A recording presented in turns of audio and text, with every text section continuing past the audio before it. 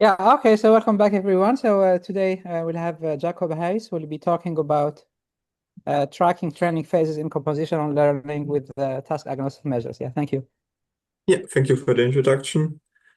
Yeah, for me in Berkeley it's still early in the morning, but I hope I will be awake enough to give you this talk. So this is joint work by multiple people from BINU's group at UC Berkeley. So Nicholas and Selma are PhD students in BIN's group. Nicholas is currently doing an internship at Entropic, and Selma is currently doing an internship at Simplex. I'm Jakob. I'm a postdoc in BIN's group, and in November we started at the University of Vienna. Avashid, Curtis, and Gabriel are other postdocs in Bin's group, and I think probably most of you know already Bin. Okay, so I start with a very quick motivation. In the public eye, there's a lot of concern about AI safety, and policymakers are reacting on it, where the European Union has quite a leading role in establishing laws on controlling artificial intelligence, trying to make it more safe, but other governments are following up on this. Okay, so this was a very quick motivation that AI Yeah, sorry. safety is. Yeah, Yeah. sorry. Yeah. So I think you have the Zoom window in your screen. Can you remove it or? Yeah. Thank you. Um, Yeah, just minimize it totally. Yeah, yeah. yeah, that's one. Yeah, Okay. So, yeah. yeah. Thanks. Yeah. Okay. Thank you. Should also make it a bit quiet. What? A bit less sound. A bit quiet. I mean, I think it's too loud. Oh, it's too loud. Yeah, yeah. Thanks. Sorry. Yeah. Okay. Yeah, you can resume. Yeah. Okay. So I think I cannot adjust the volume, but you is Yeah, it it's better quiet. now or? Yeah. Please continue. Thanks. Okay. Okay. Yeah. Yeah. Thank you. Um. So what here this model trained by Entropic, what they observed it in a specific setting up to a certain point in time during reinforcement learning, the model behaves well aligned as it behaves good as you want, but then suddenly the behavior changes to more misaligned behavior. And the special thing is here that multiple different undesired behaviors start at the same time. So this almost feels like a discrete change from good behavior to bad behavior, which we call a phase transition. So this is our motivation why we are interested in better understanding these phase transitions. This also appears in other contexts. For example, when AlphaZero learns chess, it appears that it also kind of learns this in almost discrete increments, where it learns specific strategy one after another, almost a little bit similar to how a human would learn chess. And I'm a mathematician, so I particularly appreciate very simple, well understood examples to show a certain phenomena. In this famous paper by Nanda et al. In this grokking setting for modular addition, they also observed this that for a long time the training accuracy and the test accuracy almost stay constant, but then quite suddenly there's this phase shift which changes the behavior to better generalization in this case. So here we will also focus on such simple settings where we can better understand why and how this is happening. Also, some of these phase transitions appear to be quite universal, meaning that across different large language models, they go through similar phase transitions. For example, induction circuits is something which appears across different large language models and usually coincides with a jump uh, in context learning capabilities. Okay, so we want to understand how and when these training phases emerge. Why can this be interesting for AI safety or useful for AI safety? We think this can be helpful for interpreting models, a bit similar to when I better want to understand a human. It can be useful to know more about the history of this human. When did a certain human start to develop specific behavioral patterns to better understand this behavior? maybe this is similar for large language models, also for monitoring. I think many of you have probably heard that recently a model trained by OpenAI broke out of its sandbox, and if this can happen during any point in training, that the model suddenly breaks out of its sandbox via its tool use capabilities, and simultaneously we see that very suddenly the model can change its behavior from good to bad. This can be very dangerous if the model suddenly becomes very capable and very bad and breaks out of its sandbox. Then it might be too late to stop the model in the very worst case. So therefore, it would be good if we can monitor the model and directly, if there's any sudden big change in behavior, that we could directly pause the training of the model and better analyze the model before continuing training, before it's too late that the model breaks out. And hopefully at some point this could also be used for steering via certain interventions to steer the model in a more desirable, into the direction of more desirable behavior. There are very popular approaches in the literature which can detect these phases very well, but they assume to knowing already a priori what the mechanistic structure of the model is. So the most prominent example is again grokking on modular addition, which I've mentioned already before. So Power et al. Were the first one to observe this phenomena for this modular addition task, where the training loss goes down quite quickly, and then for different runs we see this here in red, the test loss jumps much later. And there's this follow-up paper by Nanda et al., where they have a mechanistic analysis of how this model internally behaves in the hidden layers when it learns to generalize. They also collected some evidence via causal interventions that the model actually learns the structure using these Fourier frequencies. And based on this understanding of how the internal mechanisms in the model work, they could define this quantity, which they call excluded loss here in green, which is very tailored to this problem. And for this problem, this quantity makes it very easy to detect these phases. But in practice, we would like to also detect behaviors that we don't anticipate, where we don't have these very tailored measures. So this is why we want to move from task-specific to task-agnostic measures. And by the way, when I talk about measures, I mean something like a complexity measure. This is not a mathematical measure, not something like a probability measure, just some quantity. So the progress measure introduced by Nanda et al., for example, requires the full mechanistic understanding of the internal workings of the model, but we want the generic progress measure which works for any model and any dataset. So our goal is to identify and understand phase transitions, where we specifically focus on compositional structures, and the method that we want to use is that we want to use these very generic task-agnostic measures which can be computed for any dataset, model architecture, or loss. So this, when we talk about these task-agnostic measures, this is some quantity that we can compute based on model internals. And the important thing is these task-agnostic quantities do not use the validation labels, but they should still be predictive about behaviors on an unseen validation dataset.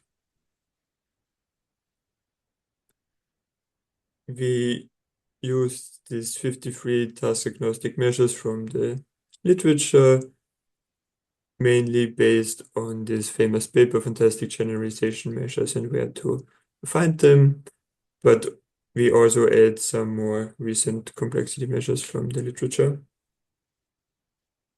We've categorized them in 4 different categories.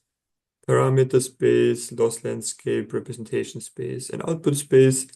Many of these measures come from the learning theory literature, where there's a lot of theory that less complex models usually should generalize better than more complex models. So many of them are complexity measures or different kind of generalization measures.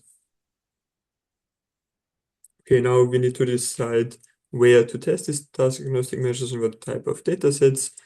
And here we want to have data sets where we really fully understand what's happening. So we start with this modular addition task.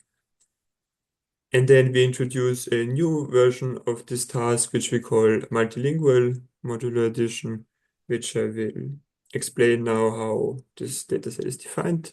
And the advantage is that here we will have more phase transitions. Do you see this bar here? What happened?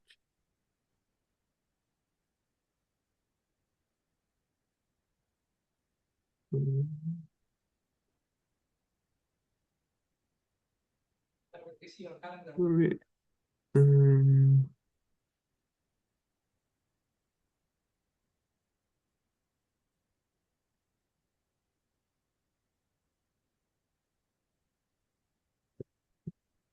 Yeah, okay, yeah, it's back now. Okay. Yeah. Okay, so as said before, in this modular addition dataset by Nanda, it's simply about calculating the sum of two numbers modulo p, the sum of two integers modulo p, but there's a common misunderstanding of this paper. Even though the inputs are numbers, it would feel most natural to directly represent them as numbers, not as categorical features, but this is not what Nanda et al. Are doing in their paper. Instead, they use a one-hot bit encoding for these numbers. So specifically, it feels more as if they're treating their inputs as texts, more similar to large language models instead of numbers. So here I explain this based on an example where p is equal 5. So we calculate a plus b modulo 5. And then even though the output is also a number, they don't formulate it as a regression problem, but as a classification problem with these 5 different classes, because p is equals to 5, the output is between 0 and 4. And then for a text, you always need a tokenization to break the text into tokens, where each of these tokens belongs to a certain vocabulary. Here you also have the numbers from 0 to 4, and then finally a equal token. Every text ends with this equal token. So the one example of a training sample would be you have this text of these tokens, and then you compute the sum of these two numbers modulo 5 here in this example, and this is then the output class. But in order to make this machine readable as for a large language model, we need to have a one-hot bit encoding for each token to translate this text into a sequence of these one-hot bit encoding vectors, and also for the output, we can use a one-hot bit encoding. So this is then what the transformer actually sees. So here they use a transformer architecture, which gets this sequence of one-hot bit encodings as input, similar as for a large language model, applies the transformer and outputs the class probabilities. Based on this, we can compute the cross-entropy loss for each of these samples and use this for training, so that we then can predict for other unseen data points.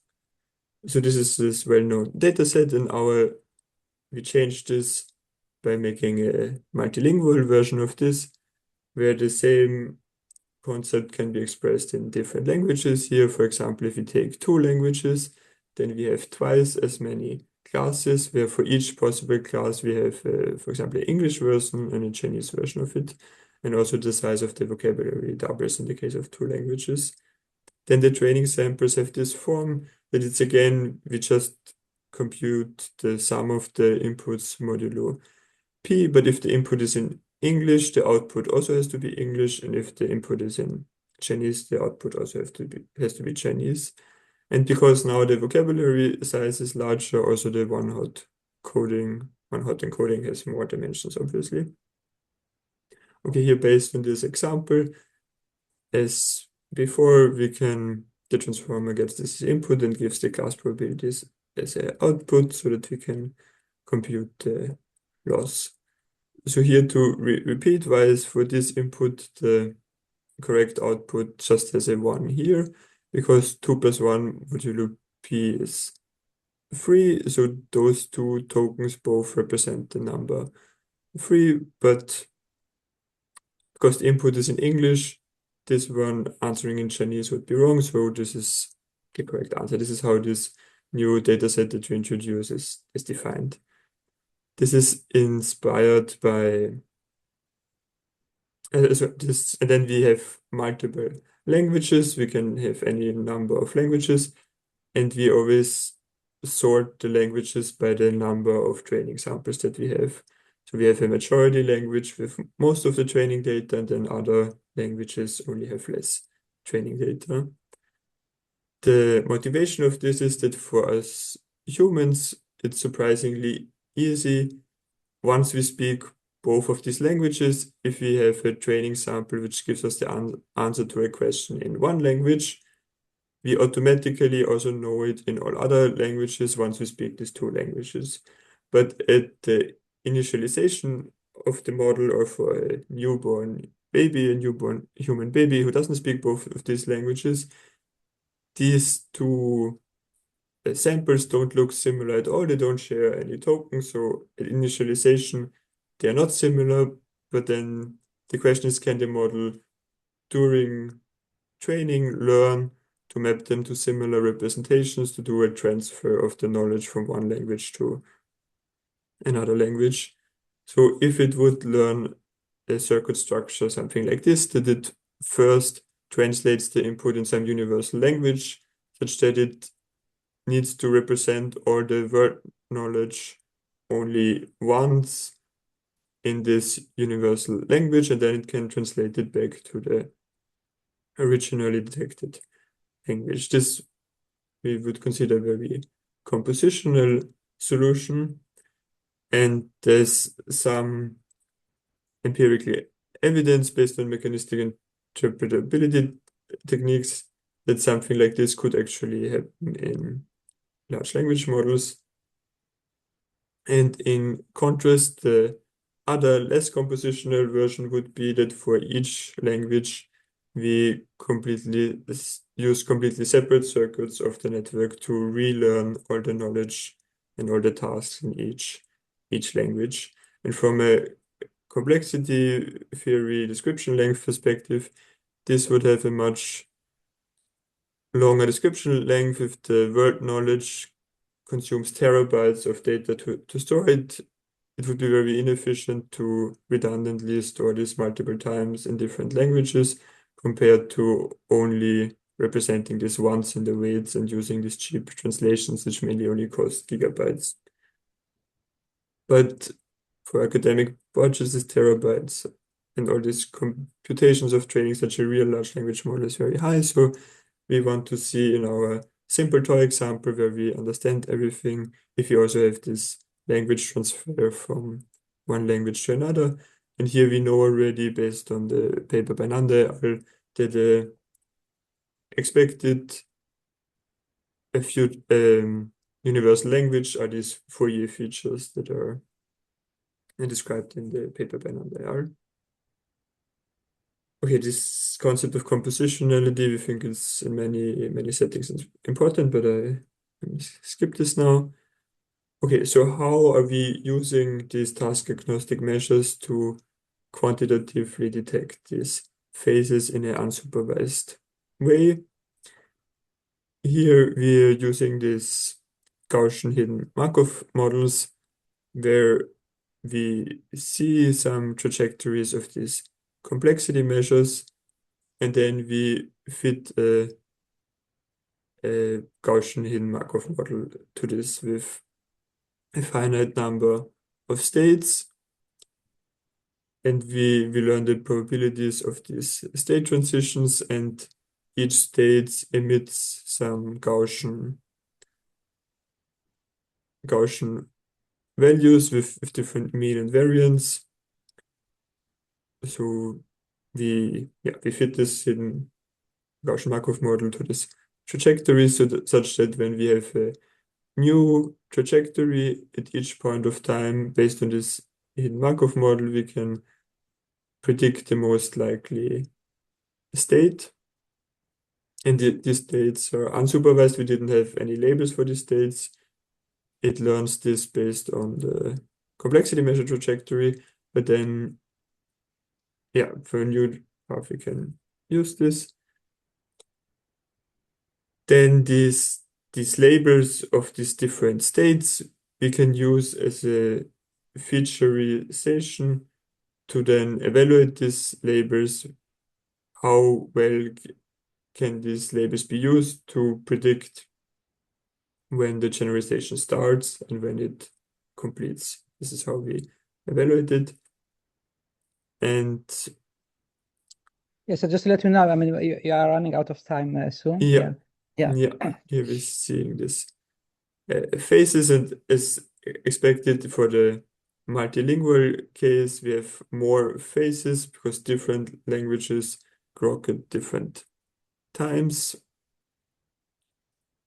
Okay, let's skip this. Okay, and then what we see is that while when we have only one language, this works very well. We can very precisely predict these different phases based on the complexity measures via the hidden Markov model. But once we switch to more languages, here the case of 3 languages, this becomes much more difficult. Like these red numbers means that it becomes much more difficult here. And at least it becomes more difficult if these phase transitions overlap. For example, here if we have only 2 languages and the phase transitions are very separated, this can still be recovered quite well, but the challenging part are these overlapping phase transitions from what we've seen. So the conclusion is that we introduced this multilingual modular addition dataset, this new dataset, which on the one hand is very simple that we can do full mechanistic interpretation of this model, but on the other hand, it's sufficiently complex to be already very challenging for phase detection. So we think there's definitely a connection between these complexity measures and these phases, but it's still an open problem. What's the best way to really quantitatively detect these phases? And especially these overlapping phase transitions, we believe that's very difficult, even in this very, very simple toy example. We think for real-world large language models, you have much more phase transitions happening simultaneously than in this simple example, but already here it's challenging, and this holds for all 53 measures that we studied. But we think part of the problem is this hidden Markov models and use only up to 7 states, so there's probably some room for improvement. So in our future work, we want to extend this. We want to do so. Currently, we have really unpublished results on this mechanistic understanding and to better understand when these different languages share circuits and when not, and that we can also steer this in the cross-language generalization, extending this to larger scale settings is what we're currently working on. Yeah, thank you for your attention. I hope there's still a little bit time for questions.